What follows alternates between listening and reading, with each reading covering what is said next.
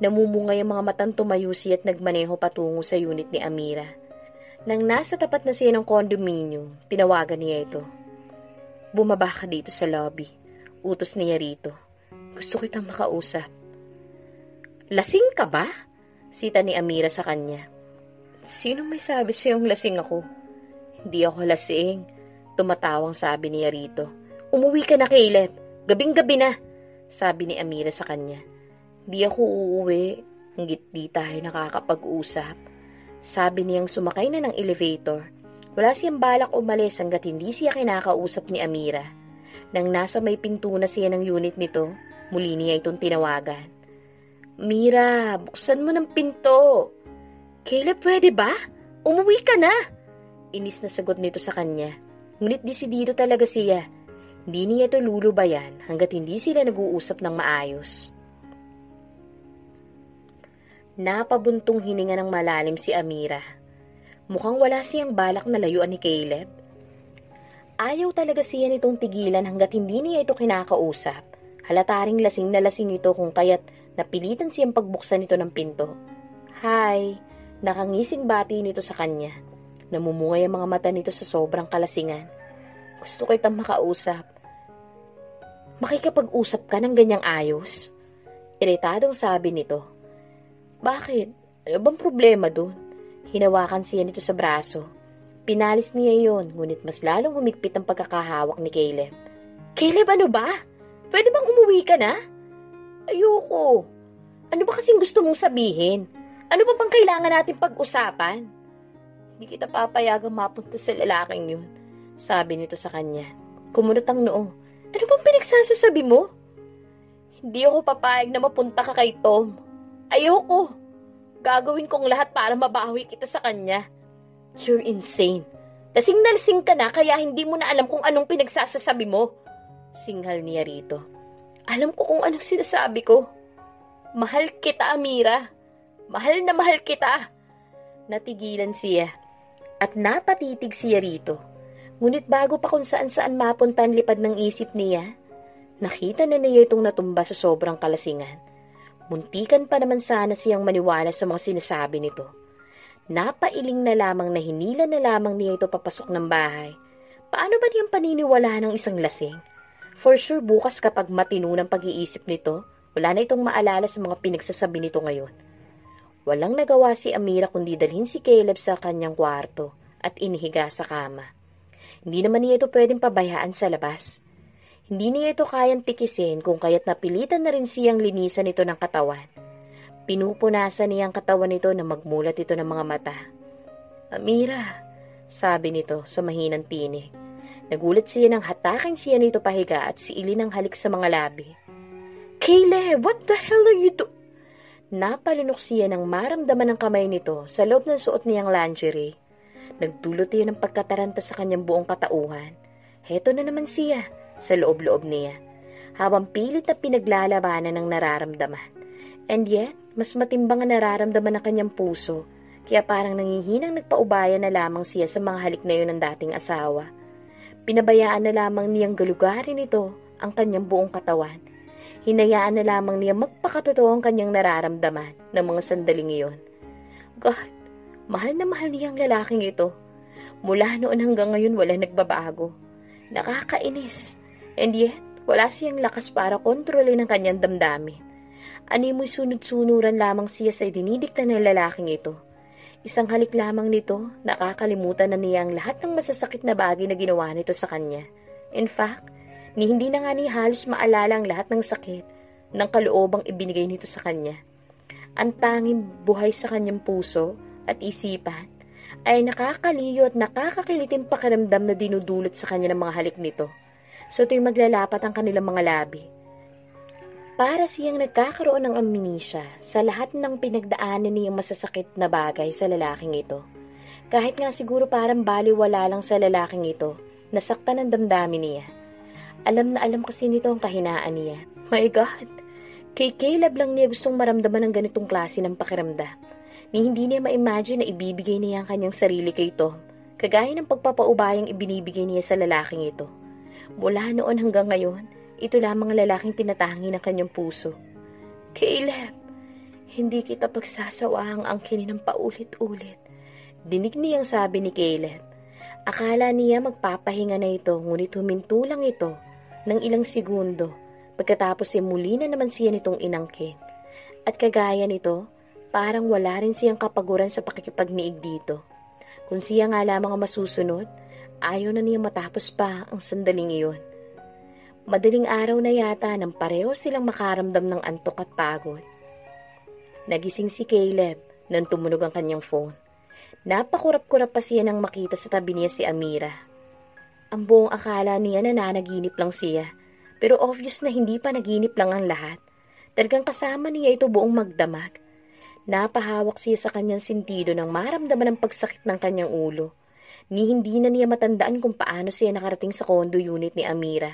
Ngunit natatandaan niya ang lahat ng kaluwalhati ang naramdaman niya habang nagtatalik sila nito kagabi. Damn it, that was so good. Para tuloy gusto na naman niyang maulit iyon ngayon. Pero hindi niya maipagwalang bahala ang tawag ng katulong ni Karina. Kaya napilitan siyang sagutin iyon. Hello? Sir, si Ma'am Karina po. Dinala po sa ospital. Dinig niyang natatarantang sabi ni Sally sa kabilang linya. Napatayo siyang bigla. What happened? Ani ay nagmamadaling dinampot ang kanyang pantalon at isinuot. Papunta na ako dyan, sabi niyang nagmamadali nang lumabas ng kwarto ni Amira. Unti-unting nagmulat ng mga mata si Amira nang matiyak na nakalabas na ng kwarto niya si Caleb. Saka para wala sa sariling napatitig sa siling. Dinig na dinig niya ang pagkataranta sa boses ni Caleb sa sobrang pag-aalala kay Karina. Napaismid siya. Cancer. Parang natutukso na siyang ipagtapat kay Caleb ang kanyang natuklasan. Ngunit alam naman niyang hindi siya nito paniniwalaan. So ano pang silbi nun? Masasaktan lamang siya. Besides, wala siya sa posisyon para pakailaman ng mga ito. As long as hindi naman apektado si Gertrude sa kung anumang meron ng dalawa. Muli ay naaalala niyang sinabi sa kanya ni Caleb kagabi. Hindi niya dapat na pinaniniwalaan ang mga salita ng isang lasing. Of course, sinabi lamang nito yun sa kanya para makuha ang gusto niyang makuha kagabi. Gusto niyang matawa, to think na kahit paano, naniwala siya at umasa. Talagang ang malaki na ang katangahan niya. Caleb, if you don't mind, gusto kong magkasama-sama tayo ng anak mo. Kahit isang araw lang, mahinang sabi ni Karina sa kanya. Gusto ko siyang makabonding. Kasama nila Tom at Amira. Gusto ko maramdaman niya na welcome siya on both sides. Lalong-lalo na sa akin. Nakikiusap na sabi pa nito. Bago man lang sana ako mamatay. Stop saying that, Karina! Saway niya dito. May pait sa mga labing umiti ito. We can escape the truth, Caleb. Darating at darating ang araw na mamamatay rin ako. Malungkot na sabi nito sa kanya. Bigla siyang nakaramdam ng guilt nang maisipan na magitan sa kanila ni Amira kagabi. Habang siya nagpapakaligaya, heto si Karina, nahihirapan sa sakit nito. Anong klaseng nobyo ba siya? Wala na siyang ginawang tama. Nangako siya sa sariling pag-uukulan na lamang niya ng pansin nito. And yet, ibang babae na naman ang nasa isip niya. Ginagap niya ang isang kamay ni Karina at hinalikan. I'm sorry. Halos paanas lamang nasabi nito. You don't need to feel sorry, Caleb. Tanggap ko naman na simula nang magkabalikan tayo. Things are not the same anymore. Tanggap ko na siya na ngayon ang nasa puso mo. At di na kita mababawi pa sa kanya kahit na anong gawin ko. Umiiyak na sabi nito sa kanya. Anyway, hindi na rin naman ako magtataga. Nararamdaman ko na rin naman na malapit na ako mamatay. Sabi ng doktor ko, hindi na tumatalab ang mga gamot sa akin. That's bullshit! Bakit hindi tayo kumuha ng ibang doktor? Yung sikat! Saka masyado ng luma ang mga facilities dito. At, Caleb, pinisil nito ang kamay niya. Please, kahit na pinakamagaling na doktor pa, o kung ano mang pinakabagong inventions na aparatos, hindi na kaya ng katawan ko. It's too late. Kumalat na ang cancer sa buong katawan ko. Kaya gusto ko na lang i-enjoy ang mga panahon na meron ako. Kasama ka. Kayo ng anak mo. Gusto kong maging close sa kanya kahit man lang sa huling parte ng buhay ko. Hindi niya alam kung ano ang kanyang isasagot habang nakatingin dito. Parang hinahalukay ang sikmura niya sa mga sandaling iyon. Sobra niyang pinagsisisihan na si Amira ang kasama niya kagabi sa halip na inaalagaan niya ang babaeng ito. Napakarami na ng pagkukulang niya kay Karina. He was not always with her, lalo na sa oras na kailangan siya nito, habang ito naman palaging nasa tabi niya para damayan siya sa kalungkutan. At ito pa ang sinusukli niya. Mas lalo siyang kinakain ng guilt habang nakikita niya ang paghihirap nito. Hinalikan niya muli ang mga kamay nito. I'm sorry. Ulit niya rito saka hinagod ang buhok nito. Hayaan mo at gagawa ko ng paraan para magkasama-sama tayo ni na Gertrude. You are very selfish! Yamot na sabi ni Caleb kay Amira. Nang tawagan niya ito at ipaliwanag ang gustong mangyari ni Karina. Gusto lang namang makasama ni Karina ang anak ko. Ano bang masama doon? Please, Caleb, huwag mo nang isali ang anak ko sa kung anumang kalokohan ng babaeng yun. Iritadong sagot nito sa kanya. Nagpapanting na ang tenga niya. Di niya akalaing naging ganito si Amira. Kailan pa ito naging ganito kamanhid?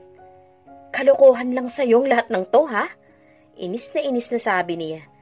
May narinig ka ba sa akin kahit napapansin ko mas gusto mong maging close si Gertrude kay Tom kaysa sa akin na sarili niyang ama, ha? Wala, hindi ba? Pero itong maliit na hinihiling ng isang may sakit, hindi mo pa mapagbigyan? Ganyan na ba ang ginawa sa'yo ng... Ginawa mo sa akin, ha? Nang kalupitan mo dati sa akin, ha? Siguro nga, Caleb. Yamot na sabi nito sa kanya. Ramdam niya ang galit sa bawat salitang binibitawan nito.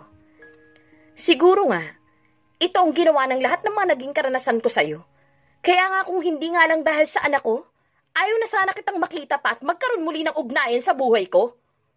Really? Hindi yan na naramdaman ko kagabi habang naririnig kong binibigkas mo ang pangalan ko. Ang alam ko, sarap na sa... Bago pa niya maituloy ang sasabihin, pinagpatayan na niya ito ng telepono. Pikon na pikon siya. Shit! Yamot na sigaw niya rito. Kahit alam niya di na nito maririnig pa ang sasabihin niya. Kagabi lang, halos sambahin mo ang pangalan ko. Pagkatapos ngayon kung ituring mo ako. Nagpupuyos ang kaluobang naihilamos niya ang kanyang isang kamay sa muka. Kung tutuusin, sarili niya ang dapat niyang sisihin kung bakit ganon ang pakikitungo ni Amira sa kanya. Itinulak niya itong palayo sa kanya kung kaya't ano pa ba ang dapat niyang asahan mula rito. Ngunit di niya akalaing iyong munting kahilingan ni Karina parang isang katatawanan lamang dito. Kalokohan? Ni sa hinagap hindi niya inaasang maririnig yun kay Amira. Of all people.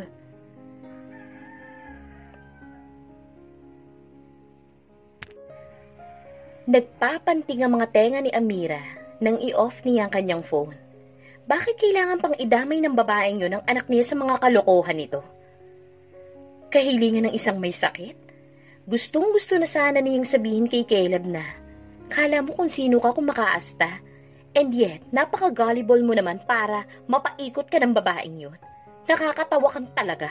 Ganyan ka ba kahibang sa babaeng yun para hindi mo makita ang mga kasinungalingan niya? Mas nakakaramdam siya ng inis ngayon kay Caleb dahil hinahayaan itong magpaloko sa babaeng yun. Huminga siya ng malalim. Saka lumabas ng kwarto para gumawa ng tsaa.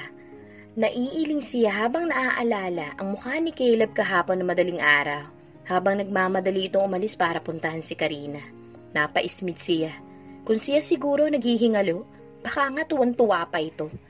Napapikit siya ng maalala ang namagitan sa kanila ng nagdaang gabi. Ibinigay na naman niya ang sarili niya dito. Napakagatlabi siya habang iniisip kung papaano siyang pinagtatawanan ngayon ng dating asawa. Dahil napakabalis naman niyang bumigay. Isang kalabit lamang nito, go na kaagad siya. Marahil sa paningin nito, isa siyang babaeng mababa ang lipad. Baka nga mas mababa pa sa isang prostitute ang kategory niya. At least sa mga ito binabayaran para magbigay ng aliw. Habang siya, libreng-libre anytime nito gustuhin. Gusto niyang sigawan ang kanyang sarili sa sobrang inis na nararamdaman. Marahil ay pinagtatawanan lang din siya ni Karina ngayon. Ang dali-dali nitong mapaikot ang isang kagaya ni Caleb. Sa bagay, bulag at tanga talaga ang tao kapag labis ang pagmamahal. Magtataka pa ba siya? Ganun rin naman siya noon. Bulag na nagmamahal mula noon hanggang ngayon sa lalaking yun. Napilitan pa rin si Amira na pagbigyan ng kahilingan ni Karina. Kahit na alam naman niyang palabas lamang nito na may sakit itong cancer. Pumayag na rin siyang lumabas silang apat kasama si Gertrude. I love kids so much. Sayang nga lamang at di ako mabiyayaan ng anak. Dahil na rin siguro sa kalagayan ko. Nakangiti pang sabi nito habang nakatitig kay Gertrude. Kaya thankful ako sa iyo, Amira, na pinagbigyan mo ang hiling ko na magkasama-sama tayo. Kasama ang anak mo. Gusto kong iparamdam sa kanya na pwede niya ako maging mommy. But of course, alam ko namang hindi kita pwedeng palitan sa buhay niya. But at least, gusto kong iparamdam sa kanya na nandito lang ako. Kami ni Caleb. Hindi niya alam kung anong isasagot habang pinakikinggan ang lahat ng sinasabi nito. Para siyang matatawa na maiinis sa drama nito. Napakagaling umarte. Bahagya pang nagpahigpit ang pagkakahawak niya sa kanyang kutsara at tinidor. Parang di na niya kayang sakyan ang palabas nito. Para siyang masusuka na ewan. Napakagaling naman talaga ni Karina. Paano ito nakakatulog sa gabi sa mga kasinungalingan nito? Bahagya siyang nilingon nito na nakikinig lang sa lahat ng sinasabi ni Karina at hinahayaan lang nitong magsinungaling ang pinsan sa harapan nila. Hindi na yata niya kayang sakyan ang lahat, kaya tumayo na siya. Excuse me, sabi niya. Nagmamadaling nagtungo siya ng restroom. Parang hinahapo ang pakiramdam niya habang naiisip ang ginagawang panluloko ni Karina. Hindi na yata niya kayang tiisin na manood na lamang sa lahat ng mga kasinungalingan nito. Lalo't gusto pa nitong ma-involve sa buhay nito ang anak niya. Ngunit paano niya yung sasabihin kay Caleb? Ni hindi niya ipagkakatiwala ang anak niya sa isang babaeng sinungaling na kagaya nito. As much as possible, ayaw niya magkaroon nito ng koneksyon sa bata, kaya dapat niyang kausapin ang dating asawa tungkol sa bagay na ito. Inayos niya ang sarili sa salamin. Nagli-lipstick siya na makita niyang pumasok sa restroom si Karina. Kumuha rin ito ng red lipstick at nag-retouch. Pareho pala tayo ng shade ng lipstick. Nakangiti pang sabi nito sa kanya. Magkaiba nga lang ng brand. Tila may naisip pa kahulugan na sabi nito sa kanya. Nagkibit balikat siya. Yeah, mas mahal nga lang yung lipstick mo. Etong brand ko mas affordable. At least very realistic ang presyo. Unlike your brand. It's a rip-off. Aniya saka nagpout ng mga labi at sinilid ang mga lipstick sa loob ng kanyang bag. Saka lumabas ng banyo. Nagtatawanan sina Caleb at Gertrude. Nandat na niya habang si Tom naman nakatayo sa may di kalayuan habang may kausap sa telepono. Mommy, I didn't know Daddy's so funny. Tumatawa pang sabi ni Gertrude sa kanya. Daddy, can you tell Mommy about it? I think your mom is not interested to hear my story, sabi ni Caleb na nakamasid sa kanya habang kausap ang kanilang anak. This is the last time na pumapayag akong makasama ni Gertrude si Karina. Ayoko magkaroon ng kaugnayan ng anak ko sa kanya. Seryosong sabi niya rito. Nangunot ang noo ni Caleb. Okay lang sa'yo maging close si Gertrude kay Tom, pero kay Karina hindi pwede. Hindi makapaniwalang tanong niya rito. Ganyan ba kalaking galit mo sa akin kaya gusto mo akong parusahan na, Amira? Gusto na niyang ibulalas ang lahat ng kanyang natuklasan, ngunit alam niyang hindi ito ang tamang lugar para doon. Kung gusto kitang parusahan sa lahat ng ginawa mo sa akin, hindi ko na sana ipapakilala pa sa'yo si Gertrude. Inis na sabi niya rito. Ang problema kasi sa'yo, masyado kang nabubulag kaya hindi mo nakikita ang katotohanan. And what exactly do you mean by that? Matiim na tanong nito sa kanya. Magsasalita pa sana siya ngunit dumating na si Karina. Nagtatalo na naman ba kayo? Tanong nito saka ginagapang isang kamay ni Caleb. Sweetheart, what is it this time? I hope hindi na kayo nag-aaway for the sake of Gertrude. Siyang maaapektuhan kapag nakikita niya kayo nagtatalo. Sabi nito sa lalaki. Parang gusto niyang matawa, as if naman talagang concern nito sa anak niya. Ngayong alam na niya kung gaano ito kasinungaling, naiintindihan na niya kung bakit nito yon ginagawa. Kaya di niya ito pwedeng pagkatiwalaan. Bukas na bukas kakausapin niya si Caleb. Mas mabuti nang nag-iingat kaysa naman nasa huli ang pagsisisi. Umayos siya ng upo. Sinalubong ng tingin si Karina. Don't worry, hindi naman kami nagtatalo eh. May konti lang kaming hindi na pagkasunduan. But it's nothing. Kaya wala kang dapat na ipag-alala, Karina. At salamat nga pala sa concern mo sa anak ko, ha. Mapaklang ngiting sabi nito. Maswerte talaga si Caleb to have you. Mahirap na makahanap ng babaeng kagaya mo na very understanding sa lahat ng bagay. Right, Caleb? Sabi niya. Bumaling sa lalaki. Sakto namang lumapit sa kanila si Tom. At maswerte naman ako na magkaroon ng isang lalaking kagaya nito. We complement each other. Kaya siguro nagkakasundo kami sa halos lahat ng bagay. Nakangising pinisil niya ang isang kamay ni Tom. Dinala naman nito iyon paakyat sa mga labi nito. At ewan ko namamalikmata lamang siya, ngunit nakita niya ang galit sa mga mata ni Caleb habang nakatingin sa kanilang dalawa. Nagsiselos ba ito? Imposible. Marahil inasaling lamang ang ego nito, kaya ito ganon. Si Caleb, magsiselos.